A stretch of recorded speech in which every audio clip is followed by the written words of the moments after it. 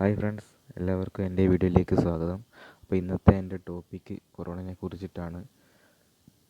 അപ്പോൾ ലോകം മുഴുവനും ഒരു മോശമായ കാലഘട്ടത്തിൽ കൂടി നടന്നു പോയിക്കൊണ്ടിരിക്കുകയാണ്.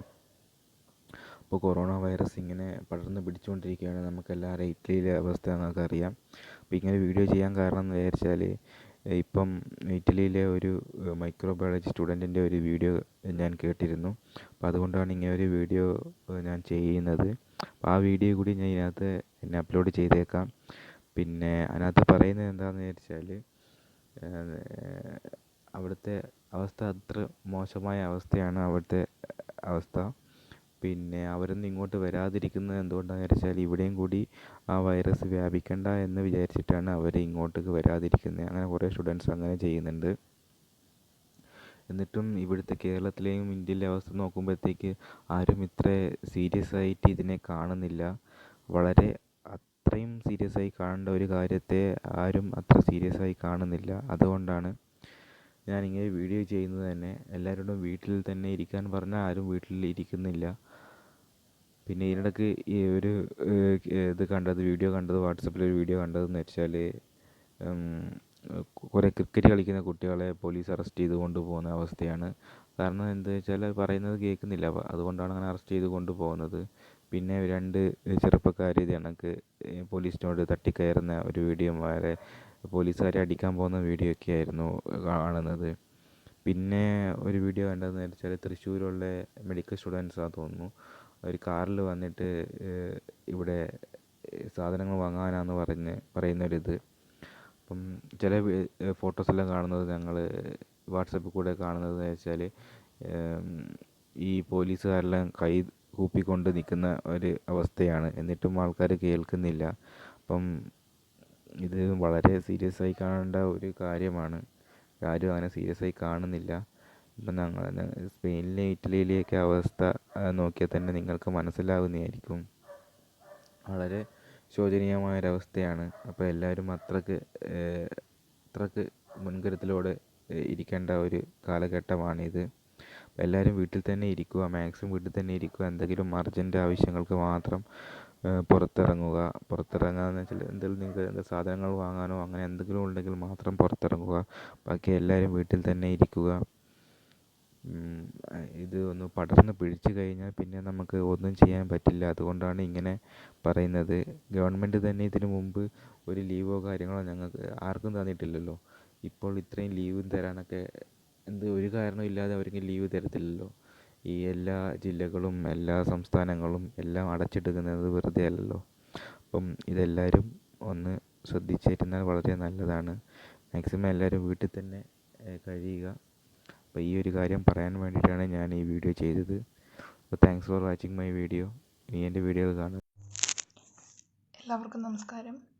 എൻ്റെ പേര് വിനീത. ഞാൻ ഇറ്റലിയിലെ ഏറ്റവും കൂടുതൽ മരണങ്ങൾ സംഭവിച്ചുകൊണ്ടിരിക്കുന്ന ലംബോർഡി റീജിയനിൽ പഠിക്കുന്ന ഒരു വിദ്യാർത്ഥിനിയാണ്. ഇവിടെ ഇറ്റാലിയൻ സമയം ഇപ്പോൾ ഏകദേശം പുലർച്ചെ 12 മണി കഴിഞ്ഞിരിക്കുകയാണ്. ഇന്ത്യയിലെ സമയം 4:45. എന്തുകൊണ്ടാണ് ഈ സമയത്ത് ഇങ്ങനൊരു വീഡിയോ ചെയ്യാൻ തോന്നുകയാണെന്നുണ്ടെങ്കിൽ, രാത്രി ഇപ്പോൾ ഇവിടെ വീടിനുള്ളിൽ ഉറങ്ങിക്കൊണ്ടിരിക്കുകയായിരുന്നു. ആംബുലൻസുകൾ ഇങ്ങനെ ചീറി പാഞ്ഞു പോകുന്നതിൻ്റെ സൗണ്ട് കേട്ടിട്ട് പെട്ടെന്ന് എണീറ്റതാണ്. ഇത് സാധാരണ ആയി തുടങ്ങി. ഇവിടെ ഉറക്കം വരുന്നില്ല ഉറങ്ങിയാൽ. ഇന്നോടെ ഹൗസ് ക്വാറൻറ്റൈനായിട്ട് 27 ദിവസം കഴിഞ്ഞു. 4 ചുമരിനുള്ളിൽ തന്നെ. ആവശ്യ സാധനങ്ങൾ വാങ്ങിക്കാൻ വേണ്ടി മാത്രം പുറത്ത് പോകും. ഫാർമസികൾ മാത്രം ഓപ്പൺ ഉള്ളൂ.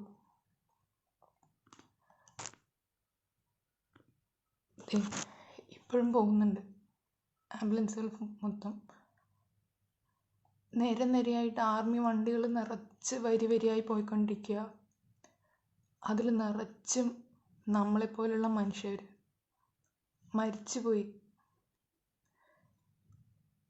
ഒന്നും പറയാനില്ല. ഇങ്ങനെ ഡെയിലി കാണുമ്പോഴേ മനസ്സ് മരവിച്ച അവസ്ഥയാണ്. പേടിയാവുക, ഇനി എന്ത് സംഭവിക്കും. 65,000-ൽ കൂടുതൽ ആൾക്കാർ മരിച്ചു കഴിഞ്ഞു. അതിൽ 6500ഓളം പേരിപ്പോൾ മരിച്ചു കഴിഞ്ഞു. എന്ന് വെച്ചാൽ ഇൻഫെക്ഷൻ വന്നതിൽ 10% നമ്മുടെ ഇന്ത്യൻ പോപ്പുലേഷനെ വെച്ച് കമ്പയർ ചെയ്യുമ്പോൾ 1/3 മാത്രമേ ഉള്ളൂ. പക്ഷേ ഈ രോഗം ഇന്ത്യയിൽ വന്നു കഴിഞ്ഞാൽ, അതും ഇപ്പോൾ സ്ഥിരീകരിച്ച അവസ്ഥയിൽ നിന്നും അവസ്ഥ കൂടിക്കഴിഞ്ഞാൽ, നമുക്കൊന്നും വിചാരിക്കാൻ പറ്റാത്ത അത്രയും ഇവിടെ സംഭവിക്കുന്നതിൻ്റെ 3 ഇരട്ടി മരണങ്ങളായിരിക്കും വെറും ഒരാഴ്ച കൊണ്ടോ 2 ആഴ്ച കൊണ്ടോ സംഭവിക്കുക. ഇതൊന്നും ഇവിടെ മരിച്ചു പോകുന്നവരുടെ ഡെഡ് ബോഡി സംസ്കാരം ചെയ്യാൻ സ്ഥലമില്ല. ഇത്രയും ദിവസം അവർ മോർച്ചറിയിൽ ഡെഡ് ബോഡികൾ ശേഖരിച്ച് വെച്ചിട്ട് സംസ്കരിക്കാൻ വേണ്ടി ഓരോന്ന് ചെയ്തുകൊണ്ടിരിക്കുകയായിരുന്നു. ഇനി മുതൽ അങ്ങനെയല്ല. ഈ വരാൻ പോകുന്ന ശനിയാഴ്ച മുതൽ എല്ലാം പൊതുവെ എല്ലാവരും കൂടെ ഒരു കുഴിമാടത്തിലേക്ക് എല്ലാവരെയും വിട്ടും സംസ്കരിക്കുന്ന രീതിക്കുള്ള അവർ ചെയ്തുകൊണ്ടിരിക്കുക. ഇപ്പോൾ നമ്മുടെ കേരളത്തിൽ ചെയ്തുകൊണ്ടിരിക്കുന്ന ആരോഗ്യ പ്രവർത്തനങ്ങൾ പറയാൻ പറ്റില്ല. ഇവിടത്തെ പോലത്തെ അവസ്ഥയൊന്നും ആവരുത് എന്ന് വിചാരിച്ചിട്ടാണ് അവർ ഇത്രയും മുൻകരുതലുകൾ എടുക്കണേ. ദയവ് ചെയ്ത് അതെല്ലാവരും ഒന്ന് ഫോളോ ചെയ്യുക. ഇവിടുത്തെ അവസ്ഥയിൽ ഇവിടുത്തെ ആരോഗ്യ വകുപ്പിൽ വർക്ക് ചെയ്യുന്നവരൊക്കെ ഉണ്ടല്ലോ, കൈവിട്ട അവസ്ഥയാണ്. ശരിക്കും പറയുകയാണെങ്കിൽ അവരുടെയൊക്കെ ഒരു മാനസികാവസ്ഥ ഒന്ന് ആലോചിച്ച് നോക്കി.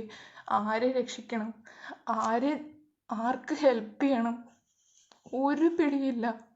ശരിക്കും പറയുകയാണെങ്കിൽ ഈ മുൻകരുതലുകൾ മുന്നേ അവരെടുത്തിരുന്നെങ്കിൽ, ഈ സിറ്റി ലോക്ക്ഡൗൺ നേരത്തെ എടുത്തിരുന്നെങ്കിൽ ഇങ്ങനെയൊന്നും ഇവിടെ സംഭവിക്കില്ലായിരുന്നു. ഇവിടെ ഇരുന്നുകൊണ്ടേ നമ്മുടെ കൊച്ചു കേരളത്തിൻ്റെ കാര്യം, ഇത്രയും ജനസാന്ദ്രതയുള്ള ഇന്ത്യയുടെ കാര്യം ആലോചിക്കുമ്പോഴേ ഭയങ്കര പേടിയായിട്ട് ഈ വീഡിയോ ചെയ്യാൻ വന്നതാ. എൻ്റെ വീട്ടുകാർക്കും ആശങ്കയുണ്ട്, എൻ്റെ ഫ്രണ്ട്സിനും എല്ലാവർക്കും, എൻ്റെ ഉറ്റവർക്ക് എല്ലാവർക്കും ആശങ്കയുണ്ട്. ഞാനിവിടെ എന്താ ചെയ്യുന്നത്? ഇവിടെ നിന്നുള്ള കുറച്ച് ഇന്ത്യൻ വിദ്യാർത്ഥികളെ റോമിലും മില്ലിൽ നിന്നും നമ്മുടെ ഇന്ത്യൻ ഗവൺമെൻറ് ഇവാക്യുവേറ്റ് ചെയ്തായിരുന്നു. പക്ഷെ ഇവാക്യുവേറ്റ് ചെയ്ത് കൊണ്ടുപോകാനുള്ള വിദ്യാർത്ഥികൾക്ക് ഒരു പരിമിതിയുണ്ട്. എത്ര പേരെ അവർ കൊണ്ടുപോകും?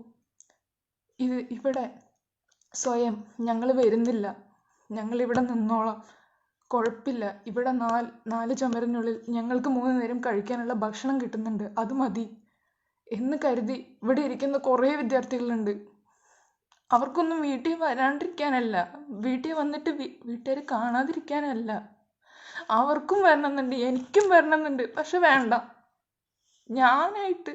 ഞാൻ വന്നിട്ട് ഇതുപോലെ ഞങ്ങളുള്ള വിദ്യാർത്ഥികൾ ആരെങ്കിലും വന്ന് ഞങ്ങൾ കാരണം ആർക്കും ഇൻഫെക്ഷൻ വരണ്ട, ഞങ്ങളുടെ ഉറ്റവർക്ക് ആർക്കും ഒന്നും സംഭവിക്കണ്ട എന്ന് വിചാരിച്ചിട്ടാ. ഉറക്കം വരുന്നില്ല ഉറങ്ങിയാൽ. ചുറ്റും ശരിക്കും പറയുകയാണെങ്കിൽ മരണങ്ങൾക്ക് നടുവിൽ ജീവിക്കാന്ന് പറയില്ലേ, ആ അവസ്ഥയാണ് നടന്നുകൊണ്ടിരിക്കണേ. ദയവ് ചെയ്ത് നമ്മുടെ ഇന്ത്യൻ ഗവൺമെൻറ്റും കേരളത്തിൽ പറയുന്നു, ആരോഗ്യ പ്രവർത്തകർ പറയുന്നത് അനുസരിച്ച് എല്ലാവരും ഫോളോ ചെയ്യുക. ഇതിൻ്റെ ഗൗരവം മനസ്സിലാക്കുക. ഞാനൊരു മൈക്രോബയോളജി വിദ്യാർത്ഥിനിയാണ്. ഇതിൻ്റെ ഗൗരവം എന്താന്ന് നിങ്ങളെല്ലാം മനസ്സിലാക്കുന്നതിന് മുന്നേ തന്നെ ഞാൻ മനസ്സിലാക്കിയിട്ടുണ്ട്. ഞാനല്ല, ഇതുപോലെ ഈ മെഡിക്കൽ രംഗത്തുള്ള എല്ലാവരും മനസ്സിലാക്കിയിട്ടുണ്ട്. ഈ ലോകത്ത് ഒട്ടാകെ പേര് ഇതിൻ്റെ പേരിൽ മരുന്ന് കണ്ടുപിടിക്കാൻ വാക്സിനേഷൻ്റെ ഫൈനൽ സ്റ്റേജിൽ എത്തി നിൽക്കുക. എന്നാണ് ഈ ഫൈനൽ ഹ്യൂമൻ ട്രയൽ കഴിഞ്ഞ് പുറത്ത് മരുന്ന് എത്തിക്കുക, എല്ലാവർക്കും ഹെൽപ്ഫുൾ ആവുക എന്ന് പറഞ്ഞ് കാത്തിരിക്കുക. ദയവ് ചെയ്ത് ഈ ഒരു അവസ്ഥ എങ്ങാനും കേരളത്തിലോ ഇന്ത്യയിലോ വന്നു കഴിഞ്ഞാൽ പിന്നെ നമുക്ക് ഒന്നും ചെയ്യാൻ പറ്റില്ല. ഇപ്പം തന്നെ ഇവിടെയുള്ള അധികാരികൾ പറഞ്ഞു തുടങ്ങി, ഇനിയെല്ലാം ദൈവത്തിൻ്റെ കയ്യിലാണ്, ഞങ്ങളുടെ കൺട്രോൾ ഓൾമോസ്റ്റ് പോയി കഴിഞ്ഞു എന്ന അവസ്ഥയിലാണ്. എനിക്കിതിൽ കൂടുതലൊന്നും പറയാനറിയില്ല. ദയവചെയ്ത് നിങ്ങൾക്ക് ഇത്രയും സീരിയസ്നെസ് മനസ്സിലാക്കാൻ വേണ്ടിയിട്ടാണ് ഞാൻ ഈ പാതിരാത്രിക്ക് എണീറ്റ് വന്നിരുന്ന് പറയുന്നത്. ദയവചെയ്ത് ഇത് എല്ലാവരോടും എത്തിക്കുക, ഇതിൻ്റെ സീരിയസ്നെസ് മനസ്സിലാക്കുക. ഈ സ്റ്റേജ് എത്താതിരിക്കാൻ വേണ്ടി നമ്മുടെ ആരോഗ്യ പ്രവർത്തകർ കേരളത്തിൽ മാത്രമല്ല ലോകത്ത് എല്ലാവിടെയും എത്രമാത്രം കഠിന പ്രയത്നം ചെയ്യേണ്ടെന്നറിയോ? അവരെയൊക്കെ എത്ര അഭിവാദ്യങ്ങൾ ചെയ്താലും മതിയാവില്ല. പ്ലീസ് ഇത് എല്ലാവരോടും ദയവ് ചെയ്തൊന്ന് ഷെയർ ചെയ്യുക പ്ലീസ്. ഇതെൻ്റെ റിക്വസ്റ്റാണ്, സീരിയസ് ആയിട്ട് എടുക്കുക.